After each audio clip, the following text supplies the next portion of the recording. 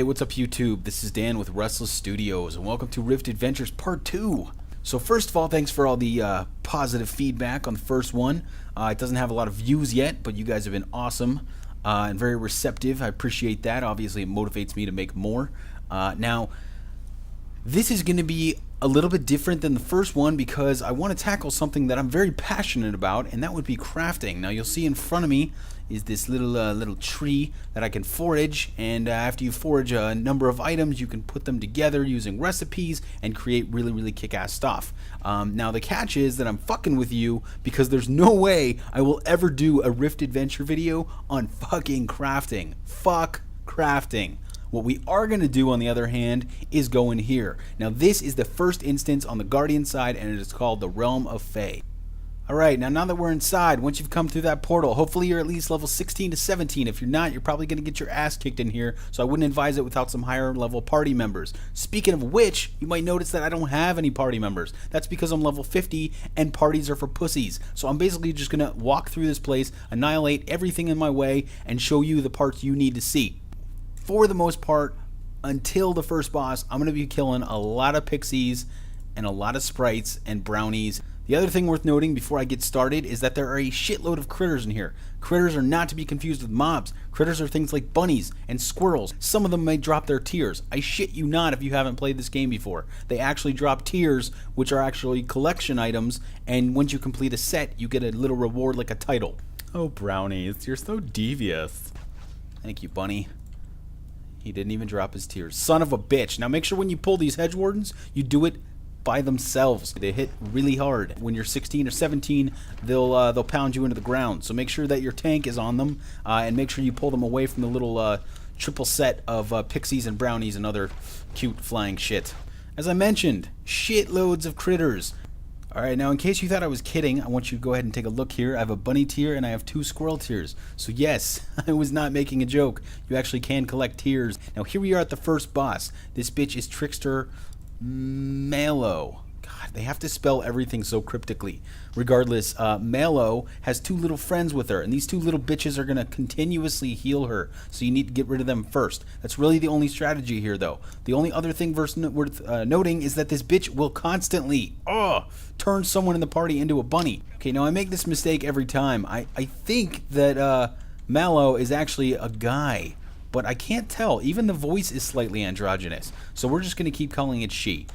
So yeah, anyways, I got my pet on her right now. Now, only thing you really need to do if you are in a party is you want to make sure the tank kind of hangs on her while the DPS just pounds away on her friends. Once her friends are dead, then you can focus your fire on her and obviously finish her off. Now, the thing she's going to do that I mentioned is turn me into a goddamn bunny, and she will do this over and over and fucking over again. But that's alright. I'm just going to try to get through this without breaking anything. God damn it! Okay, seriously? You bitch. Yeah, fortunately it wears off pretty quick, but it lasts long enough to get irritating. Now, if she does that to your healer, you could potentially be fucked.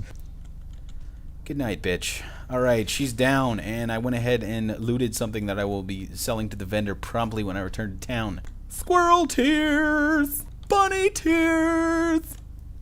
Oh, Jesus Christ, I apologize. I've had about 6 cups of coffee this morning, so I'm not doing that great. I might actually shit my pants and die. Okay, now this is the part of the dungeon where things get a little annoying. Basically what happens is the paths start to split off, and of course it turns into a pseudo labyrinth. It's not very confusing. There's usually only 1 or 2 paths available, but some people have the habit of just running directly into the wrong path, which will cause some slowdown in your progress to the dungeon because you're gonna have to fight these fucking things. Now these are boglings, which are basically like fish, frog, lizard. You know what? I have no idea. Now you see that guy over there, that voracious shambler? Yeah, that's exactly what the boss looks like, only a hell of a lot bigger and a hell of a lot more hit points. And we'll get to him shortly. So let me go ahead and skip ahead to that. Now again, a lot like the walking trees, these bogling ruffians are a little bit tougher than their counterparts. So make sure that you clear them individually.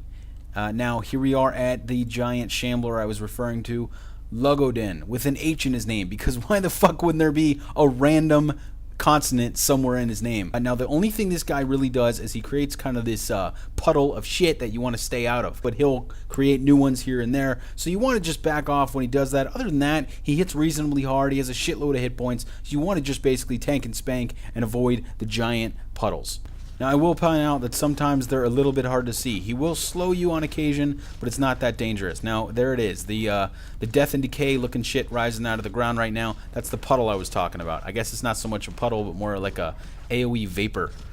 And he's almost dead. One more shot should do it. And he's gone. There we go. So far, just so you guys know, so you can get some idea of the loot, I'm sure you can find a link online that tells you exactly what you will get. But I got a belt of stolen rings, which looks like a caster ring. I got a digested cord, which is a cloth piece.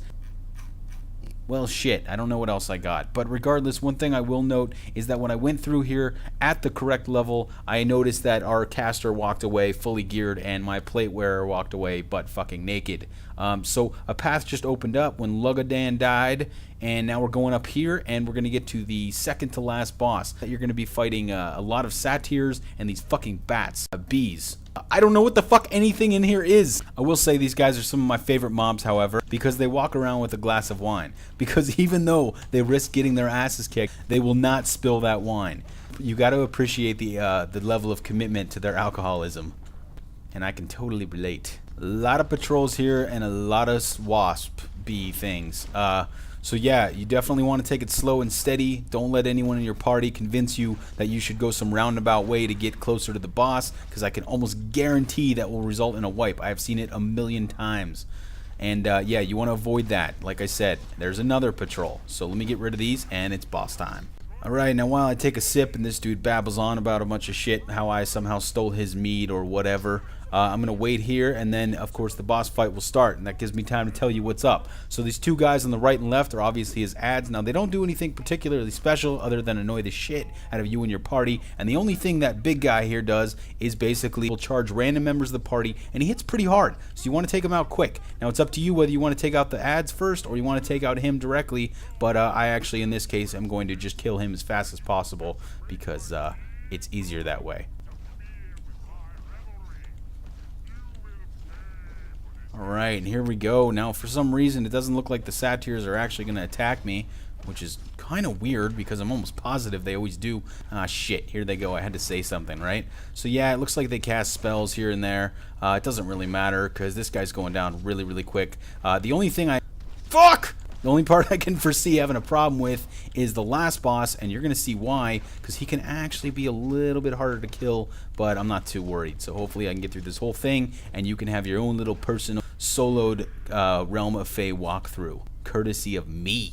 And on to the last boss. You'll notice things are getting a little different. That's because technically there's different seasons. So now I'm in fall, and initially I was in summer, and now I'm going into winter. Now I might have inaccurately describe those. I don't really care, but I think you get the general idea. Now I'm going to go up this mountain where the Lord of the Fae himself is waiting. The Lord of the Fae awaits my arrival. One man. Oh shit. Oh god. I swear to God, man, don't ever do a review after you've drank more coffee than still choking. Alright, nothing special about this place. There's just a whole series of these trees and a little couple of these little air spirits. Now you'll notice that sword in the ground over there. If you pull it out, it's actually Excalibur. You become King Arthur, and you get to star in the next Ghosts and Goblin games. Actually, when you come in here, you're going to have a quest, typically from that person that was in the very beginning, that NPC, and they'll let you go through here, and you have to activate or pray or do some shit. And I think there are like 4 or 5 shrines, so make sure that your party goes out of their way and takes alternate paths to hit those. They'll be indicated by little gold circles, shiny things on your map, so they shouldn't be too hard to spot. Alright, now your visibility will quickly go to shit. So for those of you that can't see very well or have bad vision or whatever, go ahead and use the mini-map here as your guide. You're basically going around this bend here. So yeah, don't bother trying to see through the blizzard because it gets pretty nasty and the visibility essentially drops to 0 at some point.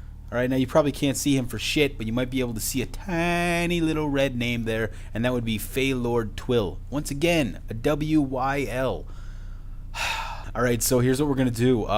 I'm just going to describe this very briefly, but basically what happens is as soon as I get to him, he's going to talk a bunch of shit, go inside of a portal, and I'm going to have to fight kind of bosses of each season independently. And I will kind of cut to each of those, and then he comes out. Now, he has a pretty normal routine. The only thing he does do that's really annoying is there's this like green pool that kind of floats around, and it keeps moving all over the place, and it's hard as shit to see because the ground has almost a greenish hue to it, and it's blizzard, and it fucking hurts. So the main goal here is to beat down his buddies as fast as possible, and then when he comes out of the portal, stay the hell out of the green pool. Alright, actually he didn't waste any time getting his ass into that portal. Now here's the Avatar of Autumn. Go ahead and take care of him real quick. Now he does do this mind control bullshit where I have to walk around like a fucking zombie until I can shoot him again. There we go. So he'll probably do that to me over and over. The biggest problem with soloing this place, as I've started to figure out, is that every goddamn CC that any of these mobs cast target me every single time.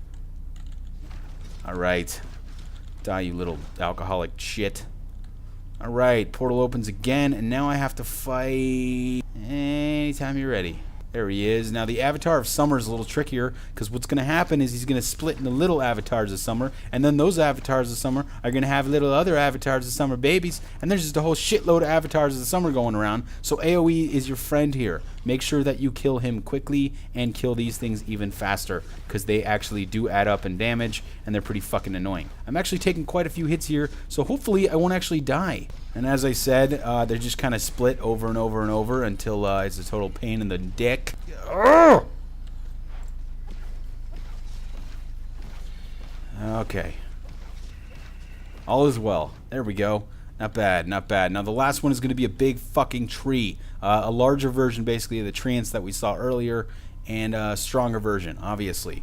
I actually almost had time to rest. Now, because I'm such an arrogant prick, I didn't bother to bring any fucking beverages so I could sit down and drink between these fights. But we're just going to have to make do with what I've got. Now, yes, he spawns these little wasps. They're not very hard to kill, and they're not very dangerous, so I can wipe them out pretty fast, like so.